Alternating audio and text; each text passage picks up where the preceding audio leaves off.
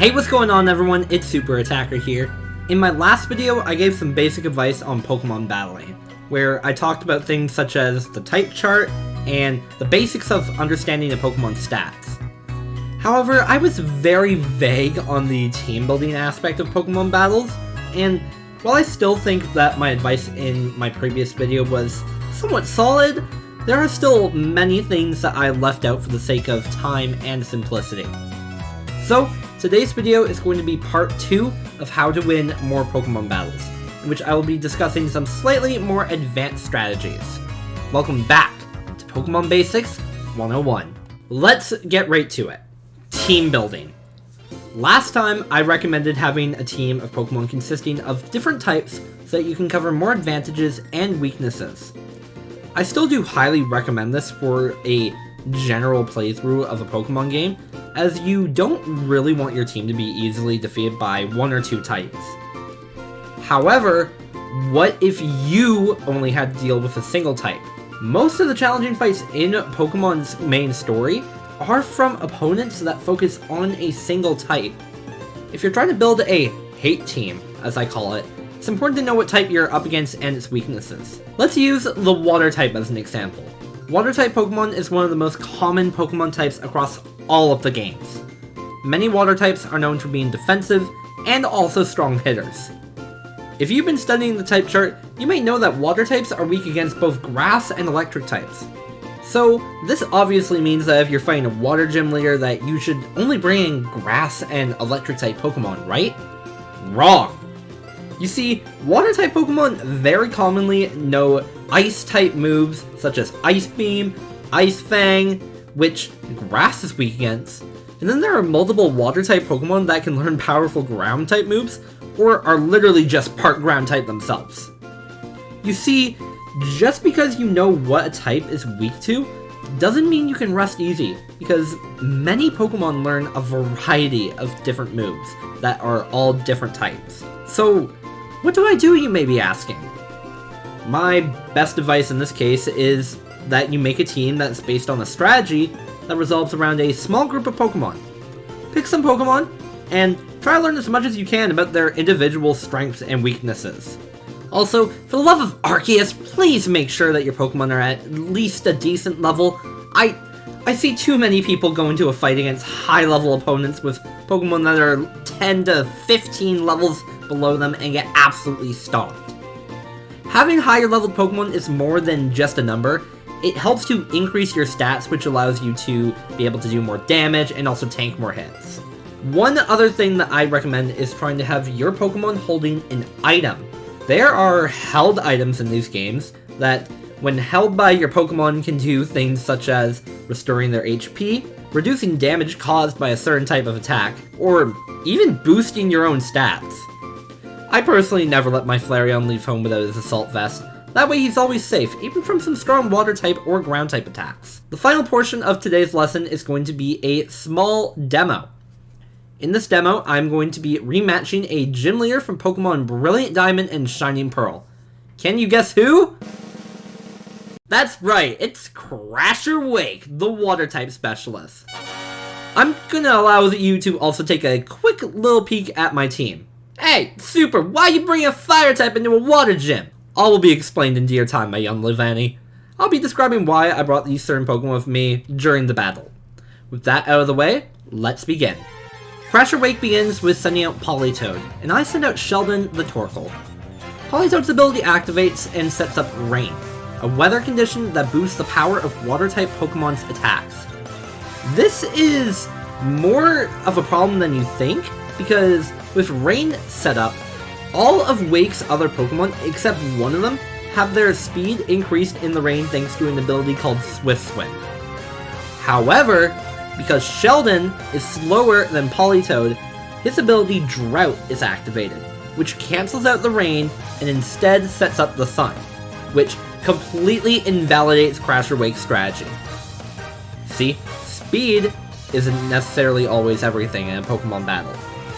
When the sun is set up, it reduces the damage of Wake's water type attacks, but it boosts fire type Pokemon attacks instead.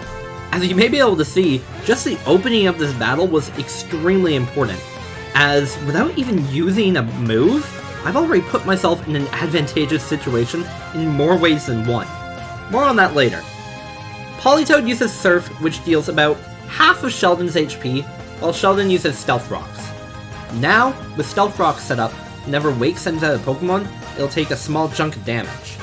Afterwards, I swap Sheldon out because I know I'm going to be needing him later, and I bring in Koko the Exeggutor, who luckily dodges a Focus Blast. Koko uses Solar Beam, a move that normally takes 2 turns to charge, but thanks to Torkoal setting up the Sun, this powerful move only needed a single turn. Also, Koko's ability Chlorophyll boosts her speed while in sunny weather, which is what allows her to outspeed Politoed and get the knockout. This is why I brought Sheldon. I didn't just bring him to reduce the damage my Pokemon can take. I brought Sheldon because I knew he could help me get set up to win this fight. I built my entire team around his ability, and I also knew that as long as there was no critical hit, he could most likely live at least one hit, allowing him to set up Stealth Rocks, giving me an even bigger advantage. Wake sends out one of his most dangerous Pokemon next, his Kingdra, which takes a bit of damage from Stealth Rocks. You see, Kingdra is holding a Focus Sash, an item that prevents it from being taken out in one turn, so long as it hasn't taken any damage beforehand. Bet you are fully understanding why Torkoal is so useful now. Ha. I can see an Ice Beam coming for Exeggutor, so I switch to Kyone the Abomasnow, who sets up Hail and tanks the Ice Beam. Had Sheldon gone crit on turn 1, Kyone would have been the backup plan to pop Kingdra's Focus Sash. Kingdra outspeeds and hits Kyone with a Dragon Pulse, dealing quite significant damage. And Kyone lands a Blizzard, which does way less damage than I was expecting. I get a little bit of health back from leftovers, but it doesn't really matter, because Kingdra goes for one last Dragon Pulse, but Kyone lives on 1 HP, thanks Friendship Mechanics, and finishes off Kingdra with a cheap Avalanche. Yes, I know, Friendship Mechanics are all luck and no skill, but it's not like Pokemon is a perfect game. There's luck and skill involved. One unlucky crit can be the difference between winning and losing the battle. Wake sends out Gyarados, who weakens Kyone's attack stat with Intimidate, so I use Ice Shard to get some chip damage in, and Gyarados takes out Kyone. I decide to send in Azula the Luxray, who uses her Intimidate, lowering Gyarados' attack, allowing her to live in Earthquake, and hitting a Volt Switch. However, it was weakened by a Walken Berry, so it just barely missed the KO. I decided to send in my own Gyarados Poseidon to lower Wake's attack again, because I know Hail is going to wear off. Wake is a cheater, and uses a full Restore, restoring his Gyarados back to full health, while Poseidon lands a crunch that deals okay damage. After that, I switched to Sheldon to set the Sun back up, to try and swing things in my favor again, with the intention of him getting KO'd after that turn. However, Wake uses D-Dance, or Dragon Dance, to raise his attack and speed. This is very scary, to say the least. I decide to stay in to let Sheldon get taken down, but he miraculously lives in Earthquake, which that actually puts me in an awkward position as I hit a critical hit Rock Slide. I wanted Torkoal to be taken down so I could bring out my Tangrowth, which, by the way, if you have a name suggestion for her, let me know in the comments below, and take out the Gyarados with an Ancient Power. However, Torkoal doesn't only live one attack, but after Wake heals again, he also dodges a Stone Edge and puts Gyarados back down to the red before finally being taken out. Sheldon, you're an absolute trooper, but this was not the time, man. I finally managed to bring in Tangrowth, who after tanking yet another Stone Edge, because Gyarados can't miss, takes out Wake's scariest Pokemon. Wake then sends in Huntail, which Tangrowth takes out with a single hit from Power Whip. Nice. Wake then sends in Ludicolo, which Tangrowth outspeeds and hits a Sludge Bomb, which deals about half of the Pineapple's health, who then eats a held Citrus Berry, restoring a good chunk of their HP. Ludicolo then goes and uses Energy Ball, which deals a surprising amount of damage considering it's resisted. The Sun also disappears, which means I no longer outspeed. Luckily, Ludicolo wastes a turn using Substitute, so I get some HP back for free with Giga Drain. The next turn, Ludicolo uses Teeter Dance to confuse Tangrowth, who hits Giga Drain anyways, restoring enough HP so that Hydro Pump doesn't knock out Tangrowth on the next turn, and I can take out the Dancing Pineapple. Wake sends out his final Pokemon, Floatzel.